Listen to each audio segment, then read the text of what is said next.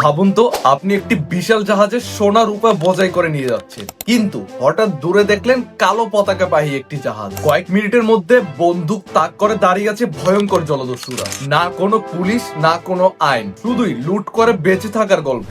একসময় পুরো সমুদ্রটাই ছিল এই জলদস্যুদের দখলে।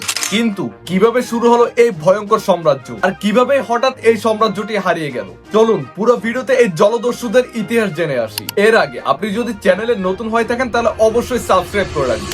জলদস্যুতা হাজার বছর পুরনো। প্রাচীন যুগে যখন মানুষ সমুদ্র পথে ব্যবসা শুরু করে, তখনই কিছু লোক সুযোগ নেয় লুটপাট করার। তখন কোনো আধুনিক নৌবাহিনী ছিল না, তাই সমুদ্র ছিল অনেকটা নিয়ন্ত্রণহীন জায়গা। বিশেষ করে ভূমধ্য সাগরে অনেক জাহাজে জলদস্যুর আক্রমণের শিকার হতো। ব্যবসায়ীরা সবসময় ভয় নিয়ে যাতায়াত করত, কারণ কখন কোথা থেকে আক্রমণ আসবে কেউ জানতো না। অনেক সময় এই জলদস্যুরাই ছিল আগে সেই জাহাজের কর্মচারী, যারা পরে বিদ্রোহ করে দস্যু হয়ে যেত। 15 থেকে 16 শতকে ইউরোপের বড় বড় দেশ যেমন ইংল্যান্ড, স্পেন, ফ্রান্স নতুন নতুন দেশ দখল করতে শুরু করে। তখন তারা নিজেরাই কিছু জলদস্যুকে অনুমতি দিত শত্রু দেশের জাহাজ লুট করতে। এদেরকে বলা হতো প্রাইভেটার। সরকার তাদের লাইসেন্স দিত আর লুটের একটা অংশ নিজেরা রাখতো। এতে করে জলদস্যুতা আরো বেড়ে যায়, কারণ এটা তখন একটা ছিল বৈধ ব্যবসা।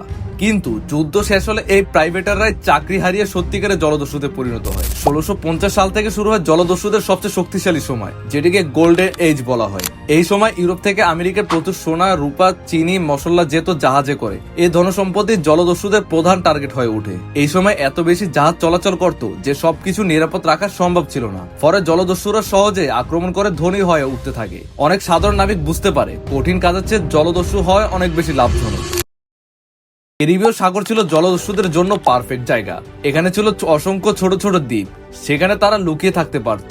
বাহামাস এবং নাসাউ শহর হয়ে ওঠে জলদস্যুদের প্রধান ঘাঁটি। এখানে প্রায় কোনো আইন ছিল না, ফলে সবাই নিজের জায়গা মতো চলতো। এই জায়গা থেকে হঠাৎ তারা বের হয়ে জাহাজে আক্রমণ করত, আবার লুট নিয়ে গায়েব হয়ে যেত। নাসাউ শহর এতটাই নিয়ন্ত্রণহীন ছিল যে সেখানে অনেক সময় গভর্নররা জলদস্যুদের সাথে গোপনে চুক্তি করত।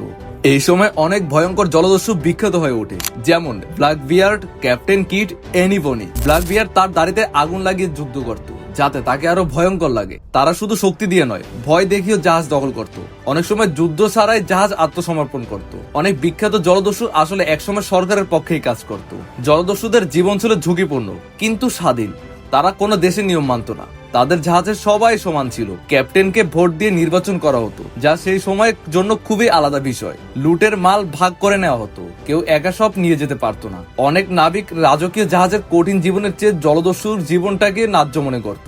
তাদের প্রধান অস্ত্র ছিল কামান, তলোয়ার, পিস্তল, কিন্তু সবচেয়ে বড় অস্ত্র ছিল ভয়। তারা কালো পতাকা, যেটিকে জলি রগার বলা হতো, এই পতাকা দেখলে অনেক জাহাজ বুঝে যেত লড়াই করলে মরতে হবে, তাই আত্মসমর্পণ করাই ভালো। জলদস্যুদের কারণে আন্তর্জাতিক ব্যবসা বড় ধরনের ক্ষতি মুখে পড়ে। অনেক ব্যবসায়ী জাহাজ পাঠাতে ভয় পেত, কারণ লুট হয়ে যাওয়ার ঝুঁকি ছিল। ফলে ইউরোপের দেশগুলোতে বুঝতে পারে যে জলদস্যুদের না থামালে তাদের অর্থনৈতিক ক্ষতিগ্রস্ত হবে। অদ্ভুত হলেও সত্যি, জলদস্যুদের নিজেদের আইন ছিল, যাকে পাইরেট কোড বলা হতো। এই কোডে লেখা থাকতো কে কত টাকা পাবে, কে কি ভুল করলে শাস্তি পাবে। যেমন চুরি করলে, ঝগড়া করলে কঠোর শাস্তি দেওয়া হতো, কখনো জাহাজ থেকেও বা ফেলে দেওয়া হতো। এই নিয়মগুলো ছিল তখনকার যুগের রাজকীয় আইনের চেয়েও বেশি ন্যায্য ছিল।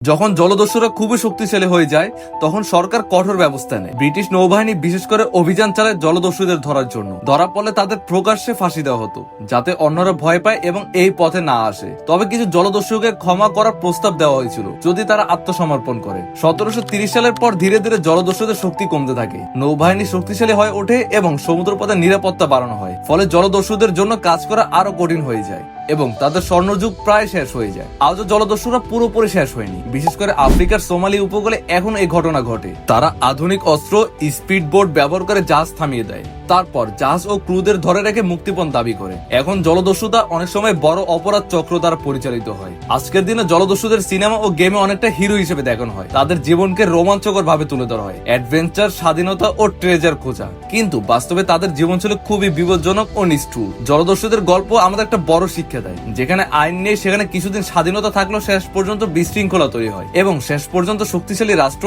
আইনও জিতে যায়। একসময় পুরো সমুদ্র দখল করেছিল, আজ তারা শুধু ইতিহাসের গল্প। কিন্তু তাদের গল্প এখন আমাদের শেখায় শক্তি আর স্বাধীনতার মাঝে পার্থক্য আছে। আপনার কাছে সবচেয়ে ভয়ঙ্কর জলদস্যু কে মনে হয়েছে সেটি অবশ্যই কমেন্টে লিখে জানান, এবং পরবর্তীতে কোন টপিকের ভিডিও চান সেটি অবশ্যই কমেন্টে জানাবেন।